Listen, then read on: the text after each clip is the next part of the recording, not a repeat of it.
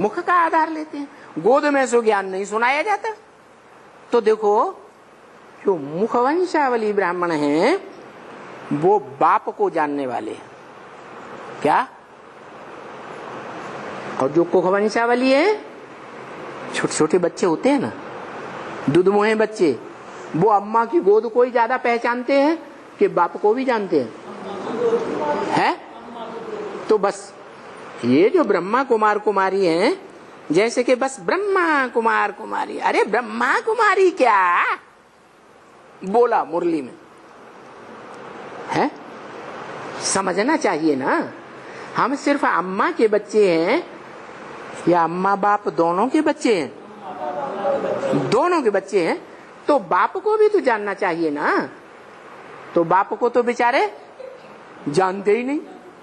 अरे ब्रह्मा जानता था बाप को, है? ब्रह्मा नहीं बाप को नहीं जाना, तो ब्रह्मा कुमार कुमारी जो अपन को कहलाते हैं वो कहां से जानेंगे? बोला तुमको तो मिलता है, बाप को याद करो, है? तुमको क्या मिलता है? बाप मिलता है, तो किसको याद करो? बाप को याद करो। और जिनको बाप मिलता ही नहीं, ज्ञान तो लेते हैं ब्रह्मा कुमारी विद्यालय में, लेकिन ब्रह्मा कुमारी मिलती है तो याद किसको करेंगे? ब्रह्मा कुमारी याद आती है। ब्रह्मा कुमारी को क्यों याद कर रहे हो? हा? अरे ब्रह्मा कुमारी से भी ऊंच तो ब्रह्मा है ना, है? और ब्रह्मा माने बड़ी अम्मा से भी तो कोई बड़ा है या नहीं है? है? कोई बड़ा बाप है कि नहीं? तो ब्रह्मा कुमारी तुमको कहती है अपन को आत्मा समझ, परमात्मा को याद करो। क्या कहती है? हाँ, अपन को आत्मा समझ, परमात्मा को याद करो। तुम ब्रह्मा कुमारी पिछाड़ी क्यों मरते हो सभी?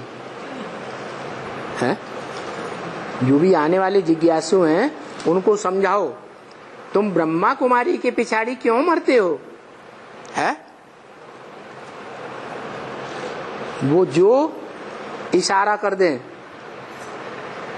धन दो तो धन दे देते हो, मकान दो तो मकान दे देते हो, सब कुछ अर्पण करते हो, बाल बच्चों की भी परवरिश की परवाह नहीं करते हो। ब्रह्मा कुमारी तो बताती है कि तुम अपन को आत्मा समझो, परमात्मा को याद करो। लेकिन ब्रह्मा कुमारी ये बात बताती है कि आत्माओं के बीच परम पार्टधारी परमात्मा कौन है? जिस परमात्मा का नाम परम पिता के बाद लिया जाता है। परम पिता परमात्मा कहा जाता है या परमात्मा परम पिता कहा जाता है? क्या कहा जाता है? परम पिता पहले और परमात्मा बाद में। इसका मतलब हुआ कि आत्माओं के बीच में कोई परम पार्टधारी आत्मा है, हीरो पार्टधारी, क्या? जो परमात्मा कही जाती है। गीता में भी कहा है, 3 प्रकार की आत्माएं बताई हैं, क्षर और अक्षर।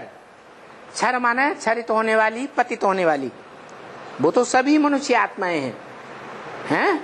एक अक्षर है जो कभी क्षरित नहीं होती, लेकिन क्षरित होने वाली आत्माओं के बीच उसकी तुलना नहीं की जा सकती। किसकी? है? जो आत्माओं का बाप है। क्यों? क्योंकि वो आत्माओं का बाप तो शरीर में जन्म लेता ही नहीं। उसकी जो टैली करने वाली बात है वो तो उस आत्मा से है जो जन्म मरण के चक्र में आती है। क्या? आत्माओं के बीच कैसी आत्मा, जो जन्म मरण के चक्र में तो दूसरी आत्माओं की तरह आती है, लेकिन परम पार्टधारी है। 4 युगों के चारों सीन में हीरो पार्टधारी है, कभी नीचा पार्ट बजाने वाली नहीं है। वो है परमात्मा, जिसको गीता में भी बोला है, परमात्मा इति उदाहरत है। क्षर और अक्षर कही जाने वाली आत्माओं में भी एक तीसरी आत्मा और है, जो परमात्मा नाम से कही जाती है। क्या कही जाती है? परमात्मा। दुनिया में भी कहते हैं आत्मा सो परमात्मा। जरूर कोई आत्मा है क्या? जरूर कोई आत्मा है जो परमात्मा पुरुषार्थ करके बन जाती है। कैसे बन जाती है? पुरुषार्थ करके परम पार्टधारी आत्मा बन जाती है। पहली नहीं थी।